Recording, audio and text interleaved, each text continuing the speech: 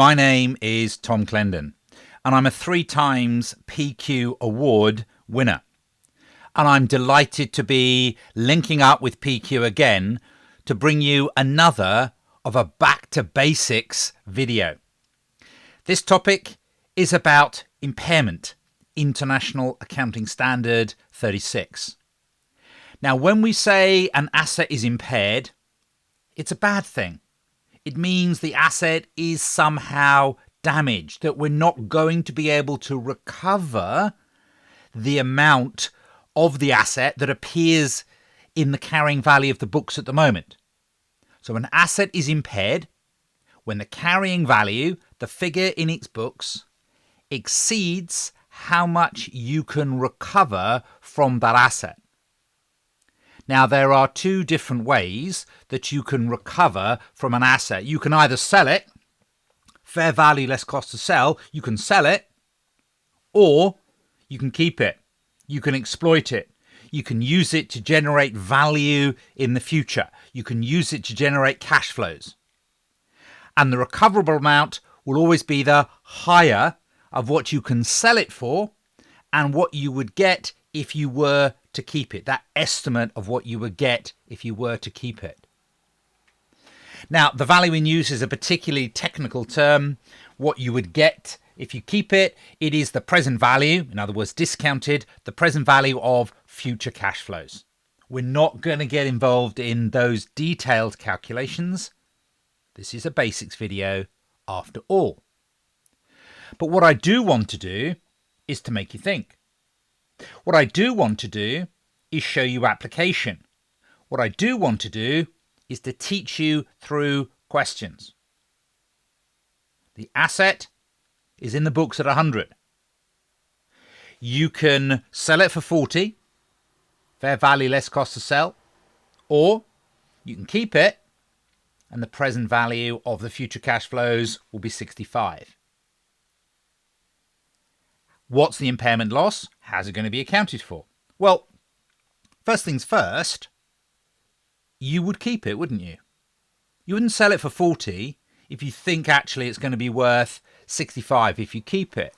So the recoverable amount is the higher of the fair value, less cost to sell, and the value in use. And in this context, you can recover 65 from the asset. But it's in the books at 100. And because it's in the books at 100 and you can only recover 65, your loss is the difference. Your impairment loss is 35. That's the difference between the current carrying value and the amount you can recover. You're writing it down, which is prudent. You're writing it down to the recoverable amount. So the impairment loss is 35. And it's accounted for by charging the loss to the P&L and writing the asset down by 35. And if you love double entries, you'll appreciate that's a debit to the P&L, an expense. Expenses go up, profits go down, and you are reducing the carrying value of the asset from 100 by 35 to 65. You're crediting the asset on the statement of financial position. Let's have a look at another example. Let's have a look at example number 2. What's the impairment loss? How's it going to be accounted for? This time the asset is in the books at 400. You can sell it for 250, but if you keep it, you'd only get 100. Well, you'd be mad to keep it, wouldn't you? You are going to recover by selling this asset. And when you do sell the asset, there will be a loss. So we're going to anticipate that loss. The recoverable amount will be 250 because it's the higher of what you can get from keeping it or selling it. The carrying value is 400, but you're only going to get back 250. Therefore, your impairment loss is 150. You charge that against the profit, you debit the P&L, and you credit the asset by the amount of the impairment loss. Had you been able to sell the asset for 450, there wouldn't have been an impairment loss, and please don't ever talk to me about impairment gains. So, to recap, where there is an impairment loss, you must write the asset down to its recoverable amount. The debit and credit does not involve any money changing hands, so there is no cash outflow from an impairment loss. It's an accounting entry, it's an estimate, it's an adjustment that we make to profit.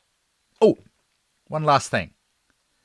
I say it's an adjustment we make to profit, but that's not 100% always the case.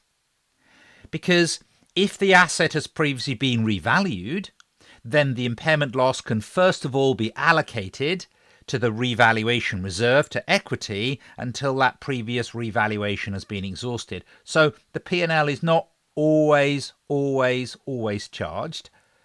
It's normally charged, but you would charge it against equity, other comprehensive income, if the asset has previously been revalued.